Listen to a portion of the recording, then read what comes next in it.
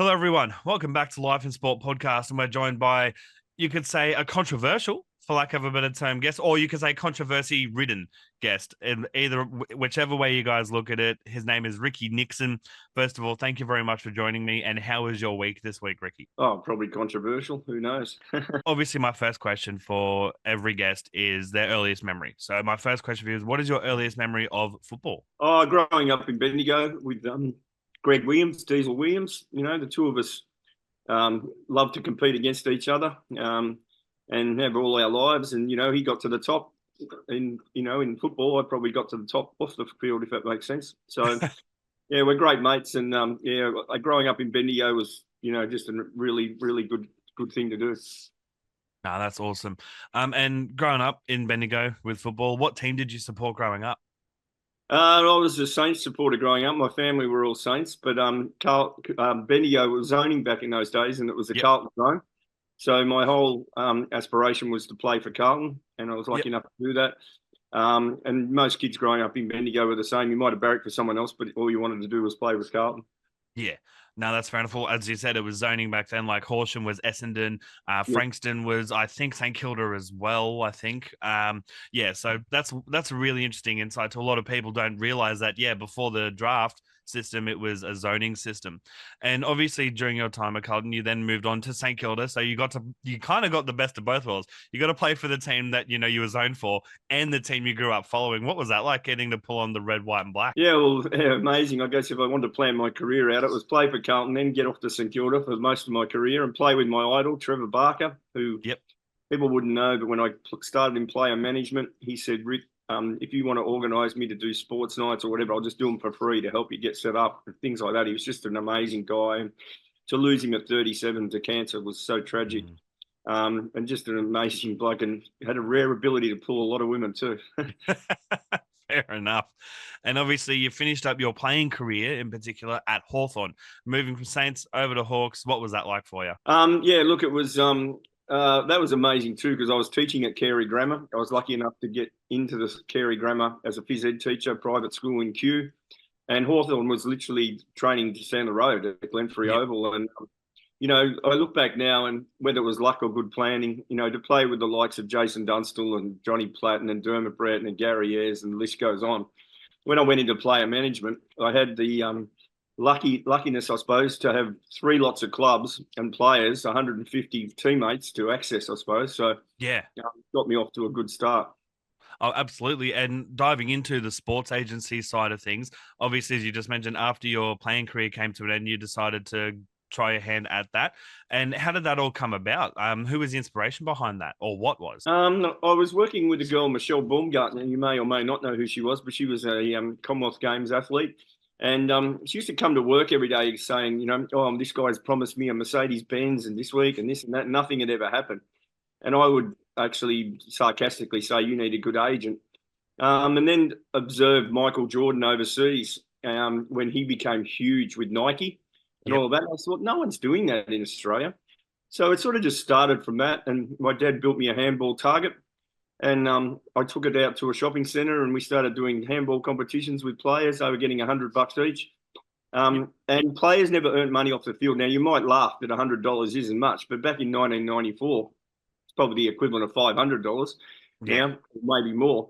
And so all the players started talking about how I was earning them all this money off the field. So in one day, I had 90 players ring me, wanting me to manage them. Wow. That's how Wow. much it's so different to today. There's 9,000 managers, or Yeah, agents. there's 9,000 managers and like 1,000 Yeah. playing group. Yeah. Wow, that's really interesting to hear that side of things. And obviously, I was about to allude to that you were undoubtedly, no matter what controversies people, talk about, you were a pioneer of sports agency, especially in the Aussie rules industry. And with the innovation of Club 10, what was the marketing strategies and inspiration behind creating that?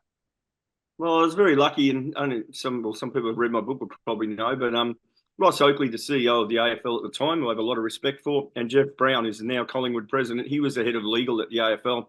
They invited me to a meeting, and they basically said, "Look, Rick, we think that agents are going to become a big part of the game, and we think the Well, fact they that weren't wrong. yeah, they weren't wrong, no, and we think that because you've played the game, you have the game at heart, and we want to work with you." We want to set you up in some meetings in America. And John Elliott, of all people, who was the president at Carlton, Yep. he actually said, Rick, if you want to go overseas, I'll fund a trip for you. I'll set you up. So I was very Oh, lucky. yep. Jeff Brown and Ross Oakley set me up with the gridiron, basketball, baseball. And when I was over there, I saw this thing called the Quarterback Club. And Yep. way to see what it was exactly what I said.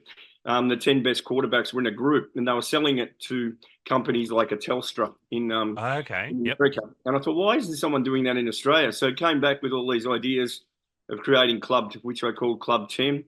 Ironically, we were looking at doing a reunion this year. It'll probably be next year now. But gee, the names I look at now, and you go compared to today's football, um, that generation through the '90s was the best football. With a great, Superstars. Absolute superstars. absolute superstars. Even someone like I signed up a young Gavin Wanganeen at the time, and this young Oh, kid. that name gives me goosebumps. I loved watching him play when I was a kid. It was incredible. Yeah.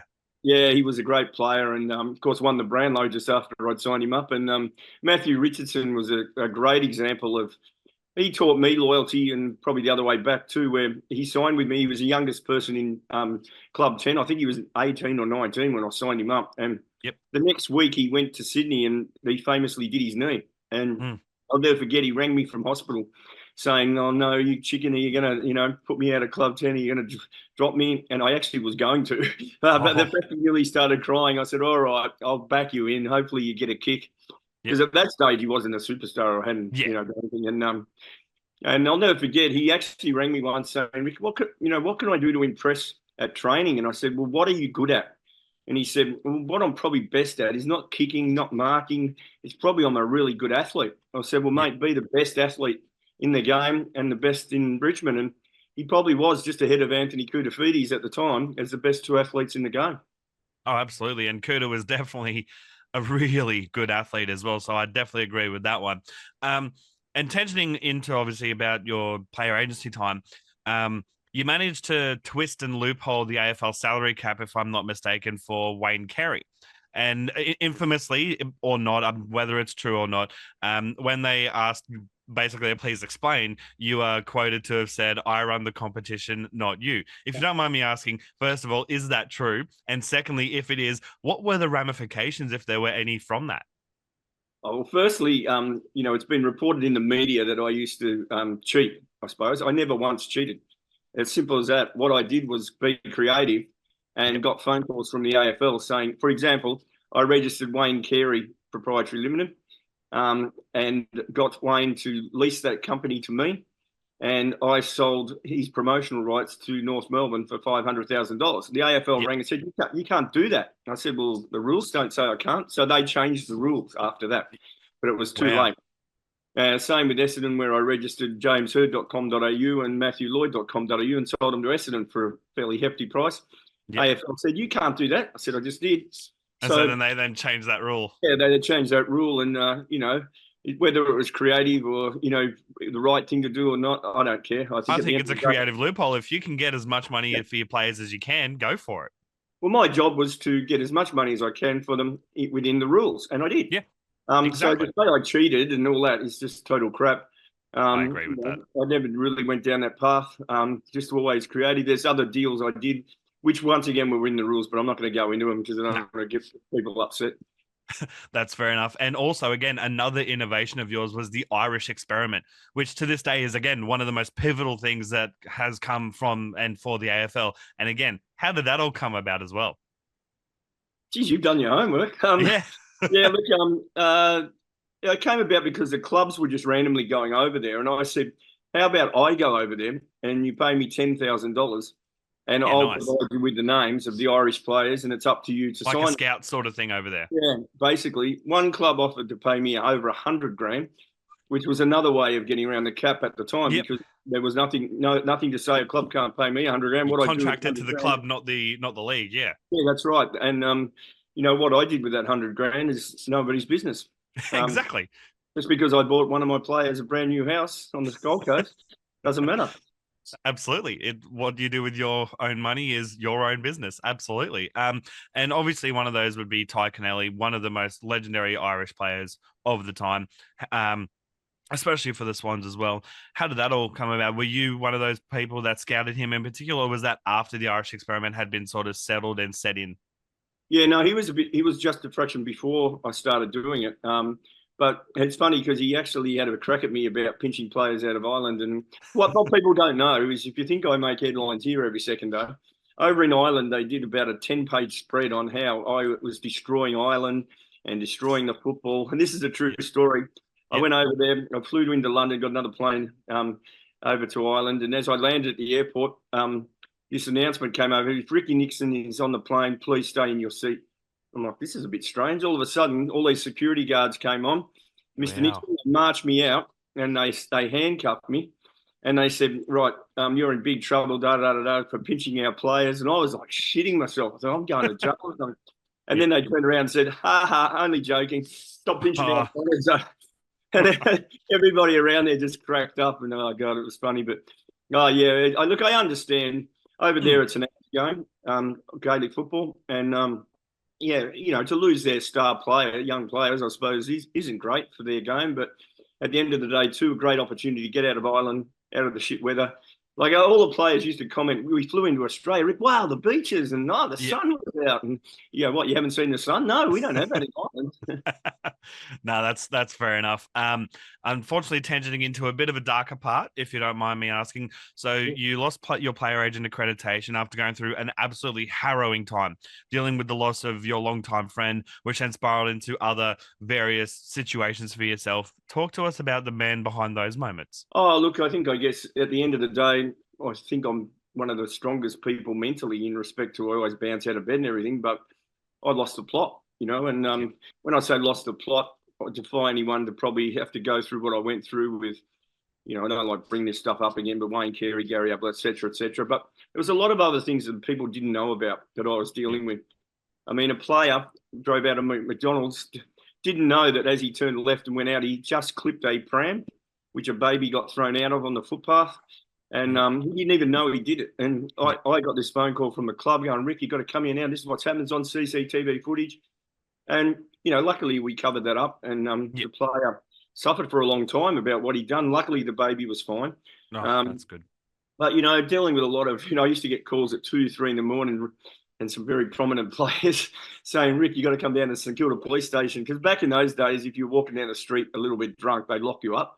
Yeah. So I had to deal with a lot of those sort of things. So, yeah, look, my life, I was working 15-hour days, 24, 7 days a week, probably neglecting my kids and my wife, all because I'm an adrenaline junkie. And I've learnt now to deal with that a lot more. And, that's spiraled out of control. And, a lot of people who've read my book and other stuff would know that my son, Mitch, who was 15 at the time, went through hell, sent me an email. I've lost my dad, my footy coach. My heart is broken.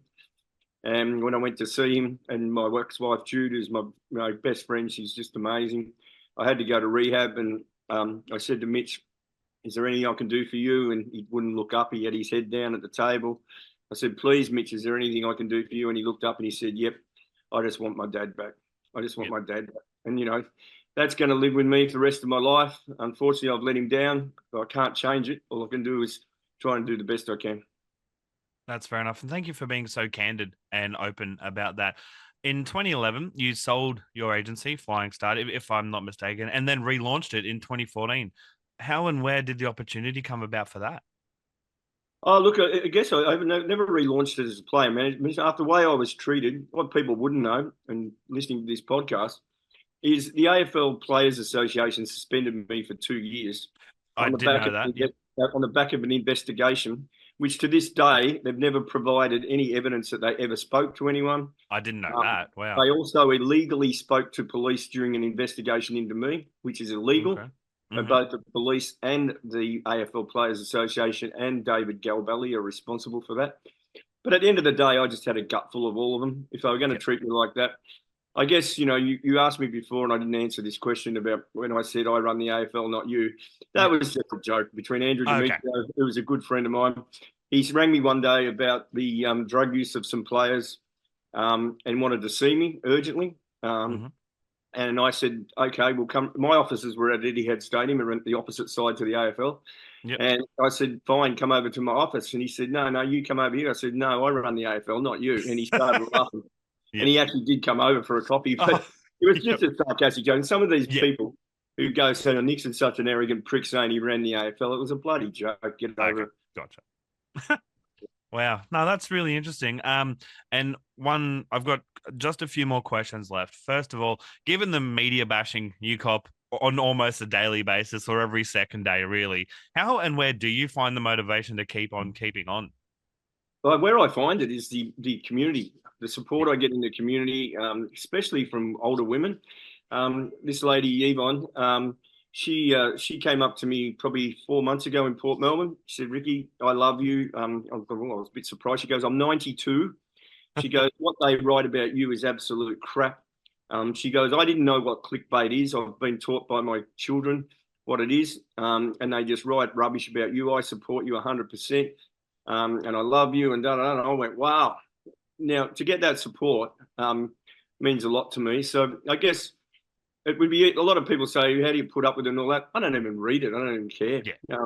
And to be honest, a lot of people say they see a headline of me and they don't even read it. They just go, "Here's another bullshit story," sort Yeah. of thing. And one was written last week, Oh, which really? is an absolute disgrace by a female at a newspaper, where she quoted this former girlfriend of mine who's been charged with drug dealing and also been found to have done the same thing to her last four boyfriends, but they don't print the truth, do they? No, they just print what the Yeah, narrative help like fits for correct. them.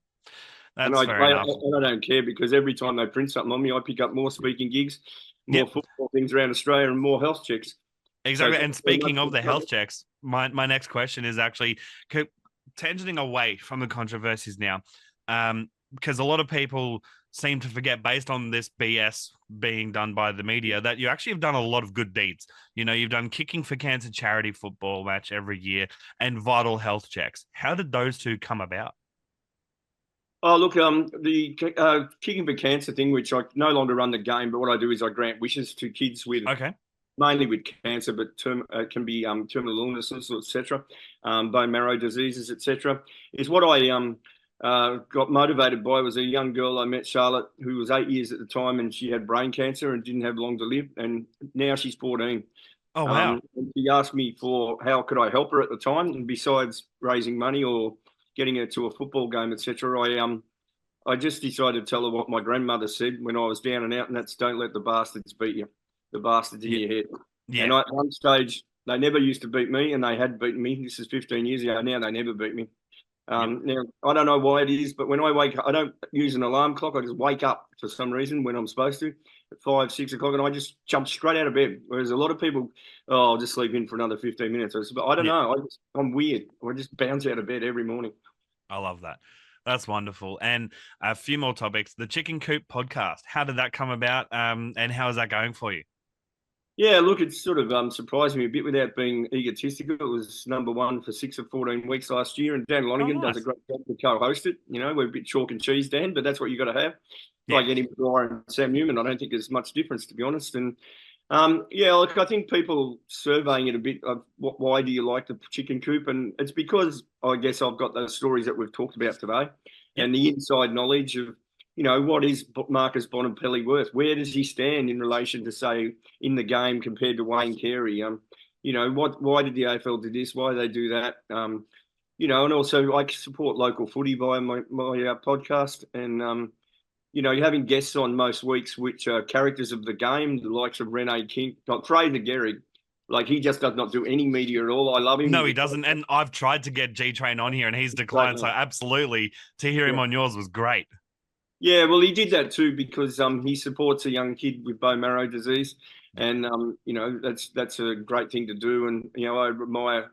And look, Tony Modra's similar, Gary Ablett Senior similar. They don't like to do stuff, and Which I is respect they're that. absolutely are within their rights to decline and deny. Yeah, and look, we're seeing it this week with Dustin Martin, who most people wouldn't know. I actually recruited him originally. Yep. When I stuffed up, he went over to Ralph Carr, which is fair enough. Ralph's done a good job with him. But Dusty, Dane Swan and Michael Gardner are very good friends of mine, and they're best friends with Dusty. And that we were talking about him this week, how we just admire the fact that he sticks to what he's done all his life, and that is he Yeah. doesn't do media. He just does what he does out in the footy field, and he's been through hell and back all his life. With his dad passing away, which was tragic. I knew his dad pretty well and used to talk to him a lot about Dusty. I just admire Dusty. I think he's just absolute admiration to everyone. Oh, absolutely. And we've got three final topics. 2024 AFL season so far. First of all, who has impressed you individually? Well, individually, I'd say, without naming an individual, I'd say the Swans midfield. Okay. I know it's in the news today. They're comparing it to the premiership midfields of the last 10 years and Mm-hmm. ranking them at the moment up there in the top three. Okay. Look, I was told, I'm not being a smart ass here, but I picked Sydney to win it, and they haven't won it yet, but they're going to get it to grand final by the looks of it, unless something horribly goes wrong, because they'll have two finals in Sydney. Yep. I was told by two of the top recruiters that the best young kids coming through 3 years ago were at Sydney and Essendon, and that's Yep. why this year I went with Sydney, because I think when Buddy played, he was a brilliant player. But I just felt he went on about 1 or 2 years too long, and that handicapped McDonald and players like that in the team who are Mm-hmm. now shining. And if you look at the Sydney team, anyone listening to this podcast, look at the Sydney team this weekend. They're all big body. They're all Yep. mature. There's no kids in that team. I mean, there No. is, but they're all big bodies. And Yep. Essendon were the beneficiaries of the draft 3 years ago, where they had 5 picks inside 20. Adrian De Goro gets a lot of flack, but I'm a huge fan of his. I think he's very good at what he does, and I hope it pays off for him in the next 3 years. Oh, absolutely. And my next question about the AFL season so far, obviously you've just mentioned the Swans, but is there any other teams that you think can go deep in finals footy, maybe make the grand final other than Sydney? Oh, look, I think the two obvious challenges are Carlton and Collingwood.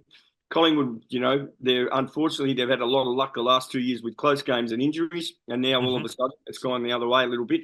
Doesn't mean they won't make it, but Carlton, to me, Curnow is the absolute key. If he has a Yep. day out on prelim or grand final day, Carlton win the flag. Simple as that. Yep. He's probably the best forward in the game. Or Jeremy Cameron's right with him, I think. But I just can't see any other challenges unless someone. Oh, the other one that's just merged on the weekend, I thought, and it'll come down to tonight's game, is Brisbane. Looked really Yep. good last week against the Western Bulldogs. And whilst not one person in the world would pick St Kilda to win tonight, if they do win St Kilda, well, wow, maybe they're the team that's going to come flying home. They won't win Yeah, the maybe flag. their season's still on. Yeah. Yeah, that's right. Absolutely. Wow. And two final questions. Your book, which you've mentioned a bit in this episode, My Side, where is that available? And basically, what is it about? Obviously, I'm guessing it's a memoir, but I just want people to know what it's all about and where it's available. Well, the answer is it's sold out 3 times, so there's no. Yeah. In fact, I didn't even have a copy myself. I had to buy one back off someone who bought it. But I'm thinking of doing a new one this year, which will be pretty much talk about the stuff that I've just been talking about. Not as in what happened to me and all that, but just more giving people an insight into AFL, Yep. and bring it out this Christmas. It's hard to know these days whether books are read that much, because it's a bit old school, I suppose, with things like podcasts and Oh, all I'm a that. big fan of books. Like I've got a stack of AFL biographies, NRL biographies. I love them. Yeah, well, I know I learned a good lesson with the last one where I got advised, don't do a massive book with 27 chapters, Rick. Keep it to about 120, 130 pages, something like that. And it's amazing how many people told me that they read it all in one night, Yep. and that's what they enjoyed about it. Also, I created an audio book of it, and anyone who contacts me who's struggling a bit, and I'm happy to, through this podcast, to do this, is I send them a free copy of it if that can help them get through a tough time, etc., etc. They can just Facebook message me, and I'll send them a free copy. Wonderful. So I'll link the Facebook page in the description of this episode on YouTube, Spotify, all those sort of places where this episode is available. And also, final question: what's next for Ricky Nixon? Ha! You're not going to believe the question you've just asked me, because at 3 a.m. in the morning, I'm getting up. At 4 a.m., Anthony Koutafidis is picking me up. We're going to the Geelong jail, the old Oh, Geelong jail, where we're okay. both appearing for the first time in a film called Vendetta 19. I'm head of a crime gang with an amputated leg, and Cooter's playing a jail, what would you call it, the person who's overlooking this famous criminal, Squizzy Taylor. Oh, wow. Yep. It's a new experience for both Cooter and I. I must admit, doing some practice runs, I suppose. Yep. What you just don't know when you say there's a line you've got to say, and the line I'm saying is, no, shut up, you bastard, or something like that. Yeah. No, you've got to use your face, Ricky, and go down like that when you say it. Make sure your eye Yeah. goes up, and you go, oh, wow, all this stuff that, I wouldn't have had a clue about. And I love it because it's new. It's the new opportunity for me. And who knows? Next stop for chicken might be Hollywood. Yeah, you never know. I want to thank you very much for your time today, Ricky, and have a Thank good you, rest mate. of your day and a great time on set tomorrow. You too, mate. Cheers.